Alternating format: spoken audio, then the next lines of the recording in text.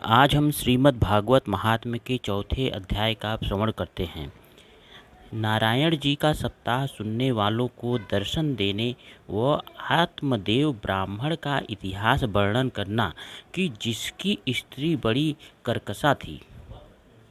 सूत जी ने शौनकादिक से कहा कि जब सब वैष्णव व ऋषिश्वर सप्ताह सुनकर एक चित्त हो गए, तब श्री वृंदावन बिहारी सांवली सूरत मोहिनी मूरत ने पीतांबर ओढ़े व करधनी व मुकुट व कुंडल जड़ाऊ पहने, केसर व चंदन की खौर माथे पर लगाए, उद्धव आदि वैकुंठवासी भक्तों को साथ लिए उस ज्ञान यज्ञ आनकर सबको दर्शन दिया। अमृत रूपी कथा सुनकर पहले से साधु व वैष्णव के हृदय में श्याम मूर्ति दिखलाई देने लगी थी।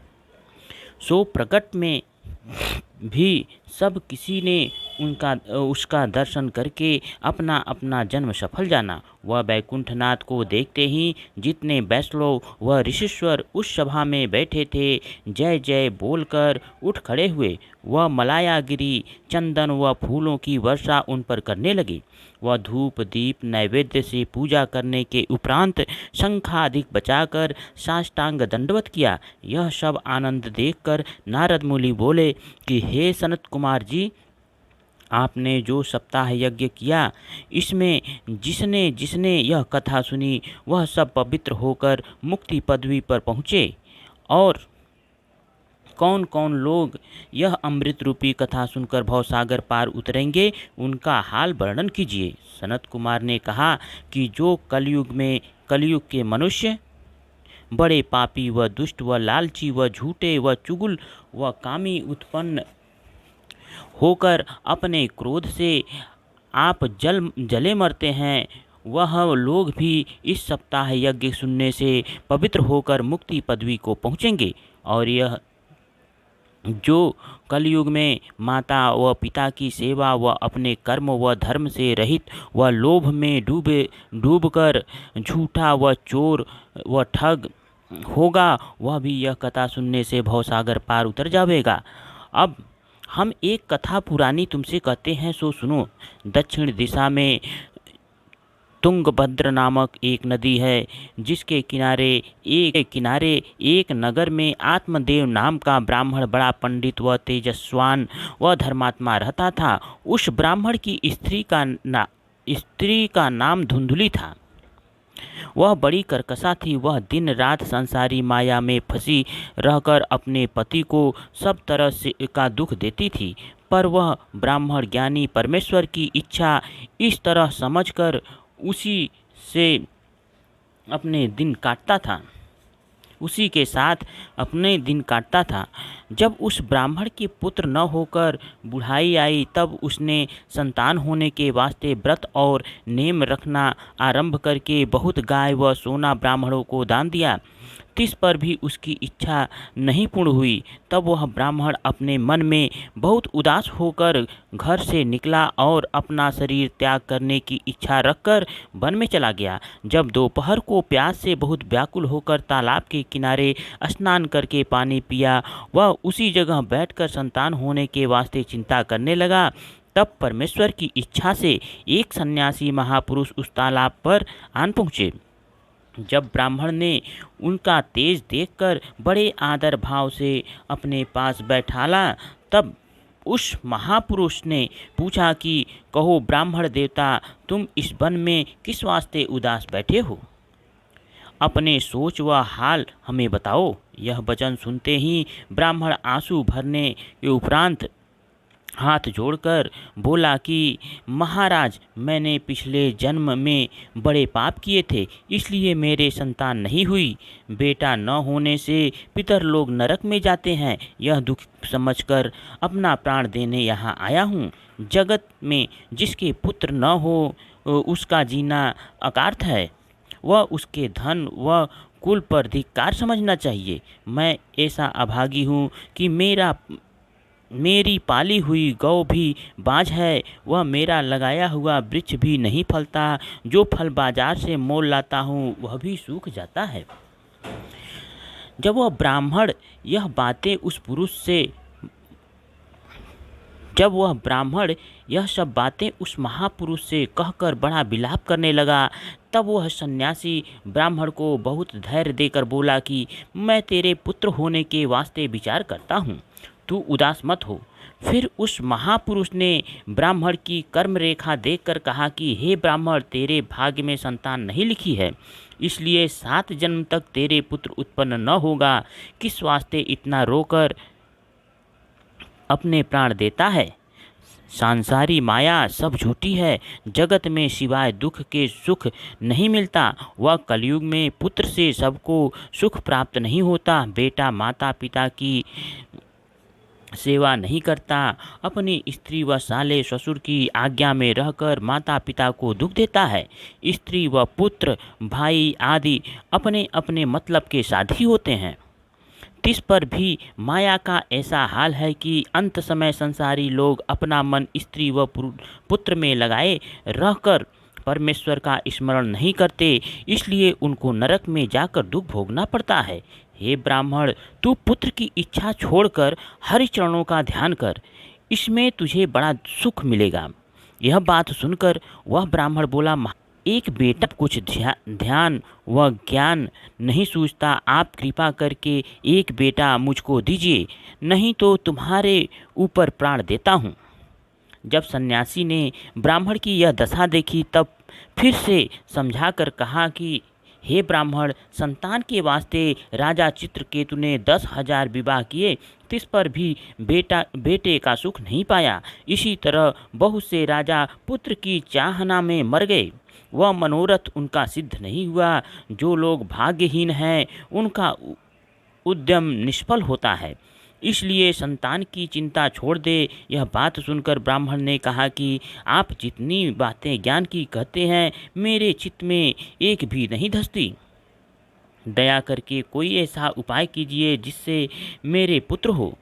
इस तरह की हट देख के सन्यासी ने एक फल उस ब्राह्मण को देकर कहा कि तू यह फल ले जाकर अपनी स्त्री को खिला दे, परमेश्वर की कृपा से तेरे पुत्र होगा। जब वह महापुरुष फल देकर किसी तरह चला गया, तब अष्टदेव घर पहुँचने के उपरांत वह फल अपनी स्त्री को देकर बोला कि इसे खाने से तेरे लड़का होगा। यह बात कहकर ब्राह्मण देवता कहीं बाहर चले गए हैं। इतने में एक सखी उसके पास आन पहुंची। तब ब्राह्मणी ने उससे कहा कि यह फल मेरे स्वामी ने पुत्र होने के वास्ते कहीं से लाकर मुझे दिया है, पर मैं गर्भ रहने के डर से न खाऊंगी। गर्भवती स्त्री का जी मतलाकर उससे भोजन नहीं किया जाता। गर्भ रहने से मुझे चलने फिरने में दुख होगा, घर के भीतर बैठना पड़ेगा। वह सखी सहेलियों की भेंट छूटकर गाने बजाने में विघ्न होगा। वह जन्मते समय बहुत दुख होकर कदाचित लड़का पेट में टेढ़ा हो जावे तो मेरा प्राण जाता रहेगा। वह मेरा शरीर कोमल है, दुख कैसे सहूँगी। यदि कुशल से लड़का भी हुआ तो उसे पालने में बड़ा कष्ट होगा। बालक कपड़े व बिछौना को मल व मूत्र से भ्रष्ट कर देगा। उस दुर्गंध से मुझे किस तरह रहा जाएगा। इन सब दुखों के उठाने से बाँझ व विधवा अच्छी होती है, जिसको गर्भ का दुख नहीं उठाना पड़ता। ऐसी अनेक बातें उस ब्राह्मणी ने अपनी सखी से कहकर वह फल नहीं खाया, उठाकर रख छोड़ा। वह अपने पति से झूठा कह दिया कि मैंने फल खा लिया। थोड़े दिन उपरांत उस ब्राह्मणी की बहन ने वहां आकर पूछा कि हे बहन, तुम इन दिनों में बहुत दुबली व उदास मालूम होती हो, इसका क्या कारण है। तब उसने अपनी बहन से कहा कि मेरे स्वामी ने एक फल पुत्र होने के वास्ते कहीं से मुझे लाकर दिया था, सो मैंने गर्भ रहने के दुख से वह फल नहीं खाया। वह अपने पति से फल खाने का हाल झूठा कह दिया।